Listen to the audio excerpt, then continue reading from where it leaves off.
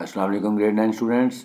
Numericals chapter number 7 properties of matter की continuation में next lecture है। आज हम क्वेश्चन नंबर 7 और 8 करने जा रहे हैं। क्वेश्चन नंबर 7 और 8 दोनों ही काफ़ी इंपॉर्टेंट लॉन्ग क्वेश्चन हैं और ख़ास तौर पे क्वेश्चन नंबर 8 जो है वो कई बार पेपर्स में रिपीट होता है, लिहाजा क्योंकि दोनों थोड़े से लेंथी भी हैं तो इस वीडियो में हम क्वेश्चन नंबर 7 और 8 को ही डिस्कस करेंगे। लेट्स स्टार्ट, स्लाइड पे चलते हैं।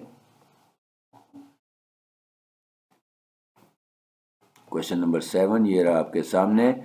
अ uniform rectangular block of wood 20 by 7.5 by 7.5 centimetre and mass of, यानी एक ब्लॉक है, रेक्टेंगुलर वुडन ब्लॉक है जिसकी डायमेंशंस दी हुई हैं और उसका मैस भी दिया हुआ है 1000 ग्राम, और वो एक हॉरिजॉन्टल सरफेस पे पड़ा हुआ है और उसकी जो लॉन्गेस्ट एज है वो वर्टिकल फॉर्म में, यानी देखिए जो डायमेंशन में नॉर्मली हम क्या करते हैं, ये एल होता है, ये बी और ये, लेकिन यहाँ पे उसने बता दिया कि जो वर्टिकल लॉन्गर है वो लॉन्गेस्ट है, यानी 20 यहाँ पे हाइट है और फिर एल और बी ये दोनों हो जाएंगे। ठीक है, एक तो ये चीज़ है।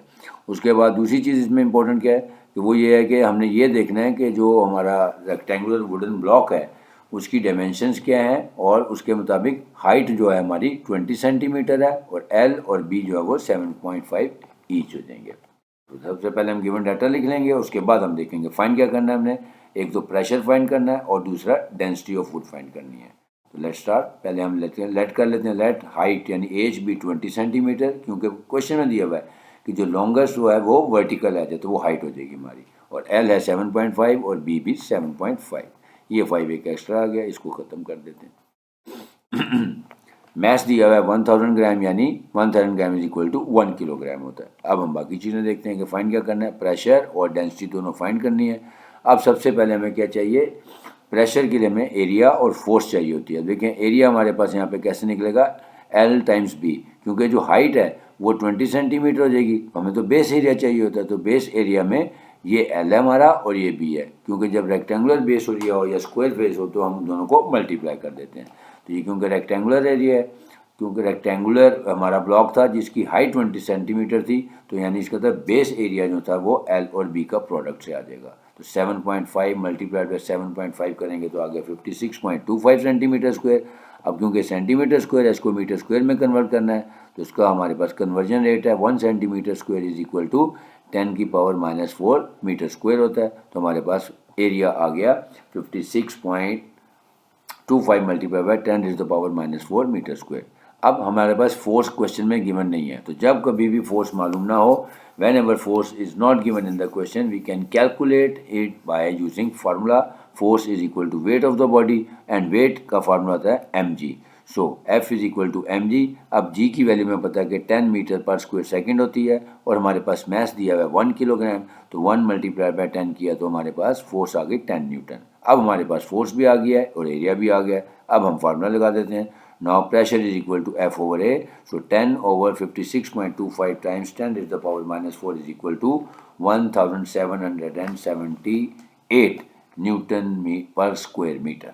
ये हमारा हो गया फोर्स। अब हमने डेंसिटी फाइंड करनी है, तो डेंसिटी का हमारे पास फार्मूला होता है मैस ओवर वॉल्यूम। तो सबसे पहले हम वॉल्यूम निकाल लेते हैं। अब वॉल्यूम के लिए हमारे पास वही formula L into B into H. तो एल है हमारा 7.5, बी भी 7.5 और हाइट हमारी है 20 सेंटीमीटर। तीनों का प्रोडक्ट ले लें, हमारे पास वैल्यू आ गई 1125 यानी 1125 सेंटीमीटर क्यूब। अब अगेन ये सेंटीमीटर क्यूब है तो इसको मीटर क्यूब में कन्वर्ट करें, और 1 centimetre cube is equal to 10 to the power -6 metre cube होता है। तो हमारे पास वैल्यू आ गई 1125 times 10 to the power -6 metre cube. Volume आ गया। अब हमें क्या चाहिए, डेंसिटी निकालने के लिए हमें मैस चाहिए। मैस हमारे पास पहले गिवन था, वो था 1 kilogram. So density is equal to mass over volume, तो 1 divided by 1125 times 10 to the power -6 is equal to 889 kilogram per cubic metre. Hence the density of wooden block is 889 kilogram per cubic meter. Next question number 8, again very important question. Question number 8 ये रहा आपके सामने। A cube of glass of 5 centimetre, यानी एक glass का cube है, यानी glass है जिसकी शेप क्यूब की है और क्यूब की एक साइड दी हुई है 5 सेंटीमीटर। आपको पता है क्यूब की तीनों साइड एक जैसी होती हैं, लेंथ ब्रेथ और हाइट तीनों एक जैसी होती हैं। इसका मतलब है जो इसकी लेंथ है वो इसकी ब्रेथ है और वो इसकी हाइट होगी, और वो है 5 सेंटीमीटर, जिसका मैस दिया हुआ है 306 ग्राम। इसके अंदर, इस क्यूब के अंदर एक कैविटी लगी हुई है, उस कैविटी का वॉल्यूम फाइंड करना है। Whereas the density of the glass is 2.55 gram पर क्यूबिक सेंटीमीटर, जबकि डेंसिटी ऑफ ग्लास भी दी हुई है। क्वेश्चन क्या है कि एक ग्लास का क्यूब है जिसकी साइड दी हुई है, एक साइड 5 सेंटीमीटर, उसमें कैविटी लगी हुई है, और जो कैविटी लगी हुई है ग्लास के अंदर, उसका हमने वॉल्यूम फाइंड करना है, जबकि ग्लास का मैस दिया हुआ है वो 306 ग्राम दिया हुआ है, और डेंसिटी ऑफ द ग्लास जो दी हुई है वो 2.55 ग्राम पर क्यूबिक सेंटीमीटर दी हुई है। तो क्वेश्चन हमने पढ़ लिया। अब हम उसका गिवन डाटा लिख लेते हैं।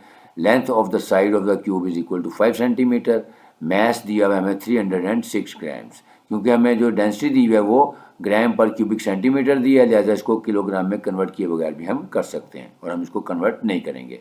सो density of glass is given as 2.55 gram पर क्यूबिक सेंटीमीटर। अब हम देखते हैं कि हमें फाइंड क्या करना है, वॉल्यूम ऑफ कैविटी फाइंड करना है। अब क्योंकि इसमें 3 तरह के वॉल्यूम्स आ रहे हैं, एक वॉल्यूम है ग्लास का विद कैविटी, एक वॉल्यूम है ग्लास का विदाउट कैविटी, और फिर एक वॉल्यूम ऑफ कैविटी। लिहाजा इसके लिए हम डिफरेंट सिंबल्स लेफ्ट कर लेते हैं। So let volume of glass with cavity be V1, volume of glass without cavity be V2, and volume of cavity be V। तो V कैसे निकलेगा, V1 माइनस V2, यानी जो ग्लास के अंदर कैविटी लगी हुई है उसके साथ जो वॉल्यूम होगा और कैविटी के बगैर जो वॉल्यूम होगा उसका डिफरेंस जो है वो हमारा रिक्वायर्ड वॉल्यूम ऑफ कैविटी होगा। तो सबसे पहले हम V1 की वैल्यू निकाल लेते हैं, क्योंकि लेंथ दी हुई थी हमें 5 मल्टीप्लाइड बाई 5 मल्टीप्लाइड, तीनों का प्रोडक्ट लेके हम इसका क्यूब ले लेते हैं। तो volume of glass with cavity आ गया 125 सेंटीमीटर क्यूब। अब हम निकालते हैं वॉल्यूम ऑफ ग्लास V2। अब क्योंकि हमारे पास V2 के लिए हमें डेंसिटी भी दी हुई है और मैस भी दिया हुआ है, तो मैस डिवाइडेड बाय डेंसिटी करेंगे तो वॉल्यूम आ जाएगा, V2 की वैल्यू आ जाएगी। सो 306 ओवर 2.55 करेंगे तो आ गया 120 सेंटीमीटर क्यूब।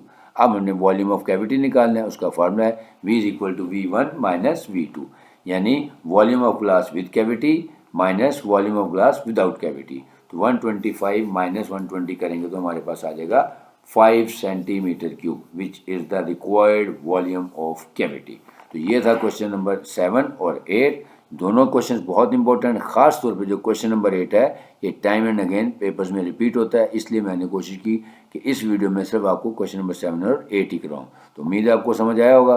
तो अब आप लोगों से एंड पे हमेशा की तरह रिक्वेस्ट करूँगा कि अगर आपको वीडियो पसंद आई है तो काइंडली इसको लाइक करें, शेयर करें, और जो लोग फर्स्ट टाइम लेक्चर देख रहे हैं उनसे भी गुजारिश करूँगा कि वो चैनल को सब्सक्राइब कर लें, ताकि आइंदा आने वाली वीडियोस आप तक खुद ब खुद पहुँच जाएँ। ताकि और इसके अलावा आप इस चैनल पे एक प्ले लिस्ट को भी देखा करें, क्योंकि इसमें फ़िज़िक्स और मैथमेटिक्स और भी काफ़ी मटेरियल अवेलेबल है जो आपके इंटरेस्ट का हो। क्योंकि यहाँ पे मेरी कोशिश होती है कि जो भी सब्जेक्ट आपको पढ़ाऊँ या जिस भी लेवल का सब्जेक्ट पढ़ाऊँ तो आसान तरीन तरीके से क्वेश्चंस को, न्यूमेरिकल्स को सॉल्व करता हूँ, ताकि हर बच्चा जिसका कॉन्सेप्ट अच्छा है, जिसका कॉन्सेप्ट वीक है, दोनों के लिए मेथड आसान तरीन होता है ताकि क्वेश्चन अच्छे तरीके से समझ आ सकें। तो रिक्वेस्ट यही होगी कि अगर आपने चैनल अब तक सब्सक्राइब नहीं किया तो इसको सब्सक्राइब कर लें, और अगर कोई सजेशन है तो आप कमेंट बॉक्स में कमेंट भी कर सकते हैं। इंशाल्लाह अब बाकी जो क्वेश्चन रह गए उसके साथ जल्द आपसे मुलाकात करूँगा। इजाज़त चाहूँगा। अल्लाह हाफ़िज़।